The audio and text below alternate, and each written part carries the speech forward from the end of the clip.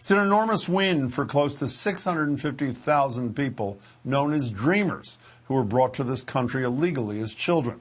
In a 5-4 decision this morning, the Supreme Court ruled that the Trump administration cannot legally roll back the protections from deportation that they've had since 2012 under the Deferred Action for Childhood Arrivals, at least not the way they tried to do it. So while the long-term future of the program is unsettled, Dreamers are safe for now. And the president, of course, took to Twitter to declare, quote, horrible and politically charged decisions coming out of the Supreme Court are shotgun blasts into the face of people that are proud to call themselves Republicans or conservatives. And then asked, do you get the impression that the Supreme Court doesn't like me? It really is all about him, isn't it? Of course, Trump's also been tweeting up a storm about the man he's calling wacko John Bolton, meaning his former national security advisor, whose explosive memoir is making the rounds.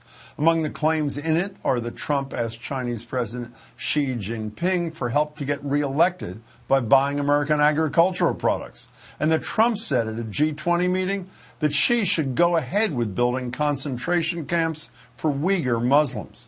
He also agreed to back off on criminal investigations into dictators he liked, and wanted his attorney general to throw reporters in jail for reporting on a secret meeting about Afghanistan.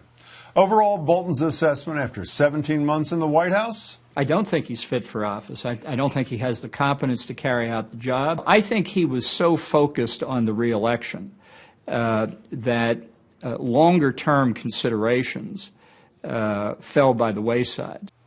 That doesn't explain why Bolton avoided testifying in the impeachment matter, but it would certainly explain why the administration is flat out lying about what's happening with coronavirus in this country, constantly making claims like these. We're very close to a vaccine, and we're very close to therapeutics, really good therapeutics.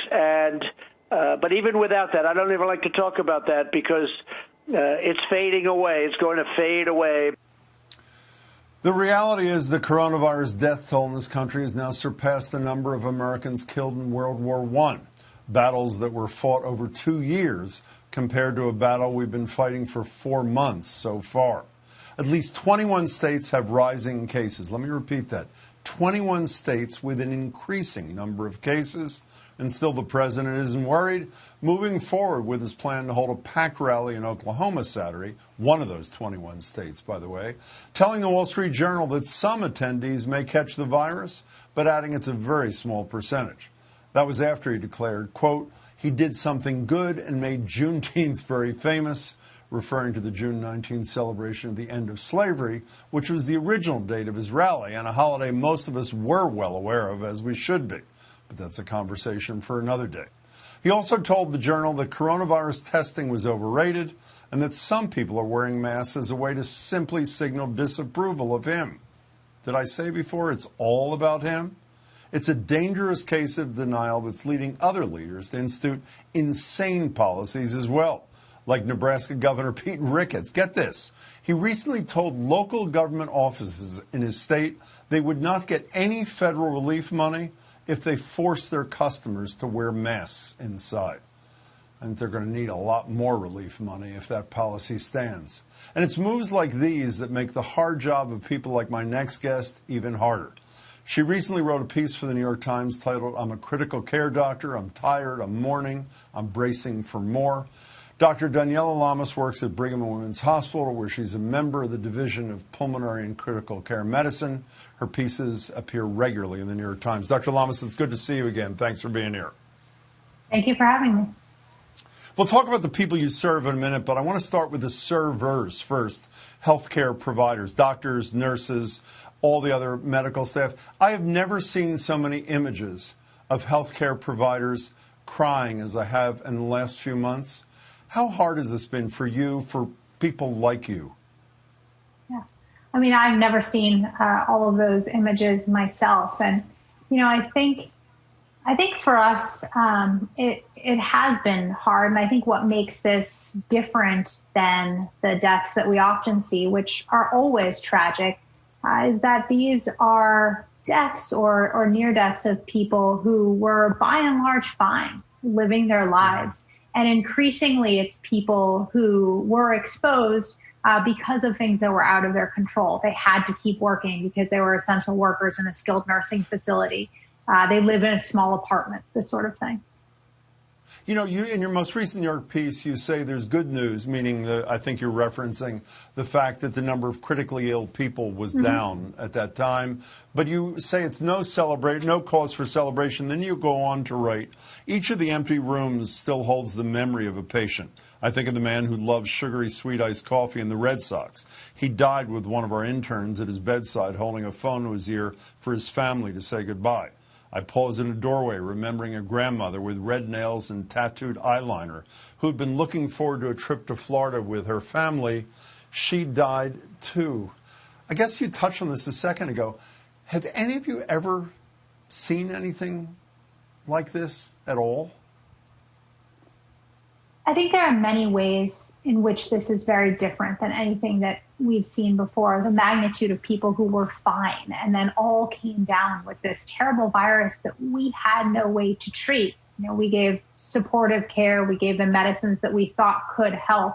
There was no direct treatment that we knew if only they got this medicine, it would turn things around. So that feeling of impotence, fear, and then coupled with it, the real legitimate fear that I too could get this is different than anything that we've seen before.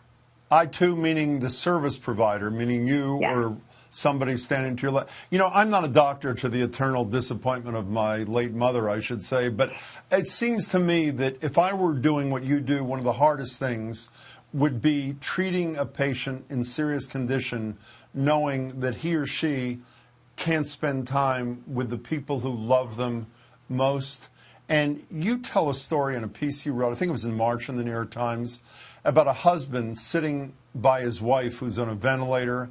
He has his hand on her knee at the time that you find out that there are no more visitors. Can you describe that scene briefly to us, if you would, Doctor? Of course. I still remember that scene. So this was, as you said, sort of mid-March, and this was the day that our hospital had made the rule, which was, you know, a statewide and then ultimately really nationwide rule to seriously limit hospital visitors. And so visitors like this man who were coming to see his wife every day would no longer be able to come in. And so he was sitting there. He was there one afternoon, and we told him that the next day, he had been planning to come the next day he would not be able to come anymore, not the day after that either. And we couldn't tell him when he would see his wife next. And that's hard news to deliver.